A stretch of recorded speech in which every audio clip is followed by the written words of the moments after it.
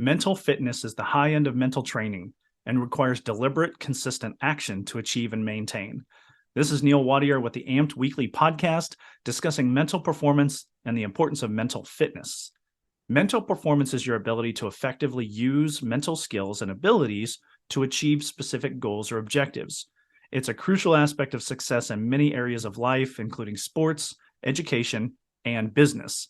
It's also vital to success in high-risk professions such as fire and rescue, medical professions, and the military. There are many mental skills and abilities that contribute to mental performance, including concentration and focus, motivation and determination, confidence, resilience, mental toughness, stress management, and positive mindset. These are skills that can be developed and strengthened through training and practice. There are also many factors that can impact mental performance, including physical and mental health, genetics, life experiences, and supportive relationships. It's important for you to address any factors that may be hindering your mental performance and focus on developing your mental skills in order to perform your best. When I first went through training to become a CrossFit coach in 2007, I learned about CrossFit's definition of fitness and the 3 essential models for evaluating and guiding fitness. This is not CrossFit-based content. This is just an example. So whether you love or hate CrossFit, we're not going there. I'm just using this as an analogy. The 3 models of fitness help define something that appeared to lack a definition. CrossFit used it to promote broad and general fitness to help people become competent in a full range of general physical challenges, not specialists in one domain, not randomly engaging in fitness-like activities without a clear definition of what they were trying to achieve. One of the figures used to support this approach was the sickness, wellness, fitness continuum. Now imagine an arcing line beginning on the left, traveling up to an apex and back down to the right. Now this figure included measurements of a variety of variables, including blood pressure, body fat, bone density, cholesterol, muscle mass, on and on and on and on. So on this line at the left is sickness. Traveling up to the apex, halfway through the arc, is wellness. And then all the way to the right is fitness. Now, quoted from the CrossFit Journal, an article titled "What is Fitness?" the article that they used to define their version of fitness. The CrossFit assumption states, if everything we can measure about health will conform to this continuum, then it seems that sickness, wellness, and fitness are different measures of a single quality, health. So leading to the assertion that fitness is a hedge against sickness through wellness. Let me break that statement down a little bit. So essentially, you have sickness on one side and fitness on the other. So fitness is the opposite of sickness, and sickness is lack of fitness, right? It's like the worst case scenario, sickness. Fitness is the best case scenario. So essentially what CrossFit was saying, their version of fitness was, it's okay that you look towards becoming well, but well is only halfway there. To be well just means that you're not sick, but it doesn't necessarily mean that you're at the high end of performance. If you're looking at becoming, let's just say somebody wants to become an NFL athlete, or they want to become a world-class soccer player, football player, wherever you're listening from, whatever sport that's at the highest end, you can't just be really good at your sport.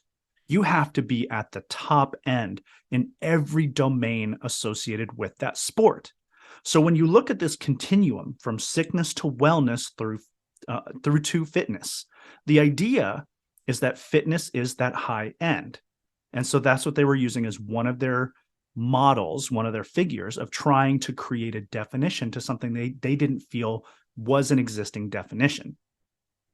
Because you can be fairly healthy but not be very fit by the standards of general physical fitness.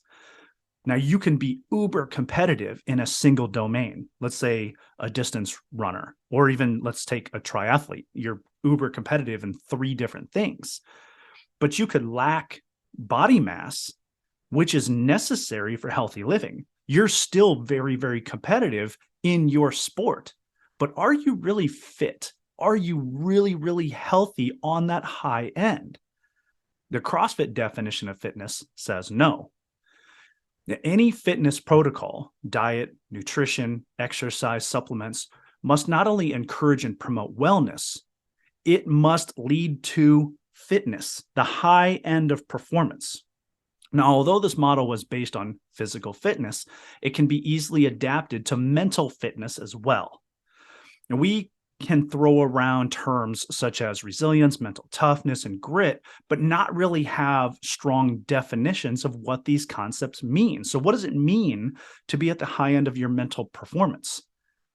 Are you mentally well, or are you mentally fit? Because if you're just mentally well, sounds to me like you're doing things pretty good. But if you really want to take that edge and push your mental fitness to be at the top of your game, you have to keep pushing to the further to the right of that arc. Because as with physical performance, you can't be good at one area of mental performance and really call yourself fit. You can be mentally healthy by doing one or even a few of the skills. However, to reach the far right of the spectrum and strive toward mental fitness, you must not only train multiple modalities, you must train them frequently enough to be competent in their use. Now, the benefits of mental fitness are extensive. And remember, we're not just talking about being okay and just making it through your day. We're talking about being at the high end of whatever it is that you do. A business professional, a firefighter, medical professional, an athlete, whatever it is that you do, you can apply this to your life. This is not just for athletes. Everyone performs. Now, we talk about the benefits of mental fitness. We're talking about improved concentration and focus, increased self-confidence, enhanced motivation and commitment, reduced stress and anxiety, and improved overall well-being. Mental fitness is an important aspect of overall well-being and has a significant impact on your ability to perform at your best and achieve your goals. Just as with physical skills, knowing the skill and knowing the benefit is not enough. You have to do the mental work to receive the benefit and reach mental fitness. Thank you for listening to the AMPT Weekly Podcast, your source for optimal mental performance coaching. I have 2 tasks for you to take away this week. First, choose one action from today's conversation and implement it in your life. Second, share this podcast and community with someone who values their mental performance. I appreciate your direct message feedback and would appreciate your online review of the podcast. Your honest rating and review help me improve the show and helps others find our community. Visit Arizona Mental Performance Training on all the popular social media outlets and at ArizonaMPT.com. Optimal performance requires deliberate mental skills training. You don't get better by accident, you get better by intention. You don't rise to the occasion, you fall to your level of training. Are you ready to become deliberate with your mental skills, to live with intention, and to train with purpose? Stop playing games and train to become a champion. Check out the AMPT Weekly newsletter. Registration link is in the show notes or at ArizonaMPT.com. There are several options available for you to work with Arizona Mental Performance Training. First, powerful one-on-one mental performance coaching customized to address your specific performance challenges. Second, the AMPT Mental Bootcamp, small group coaching for athletes consisting of 10 online meetings and a fully interactive, educational, and supportive environment. The next group begins in February. Early booking bonus is available if you join by January 10th. Third, the AMPT Foundational Course, self-paced online mental performance training through the AMPT Learning Academy.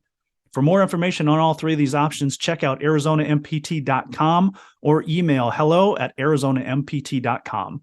Sign up today and propel your performance from good to great.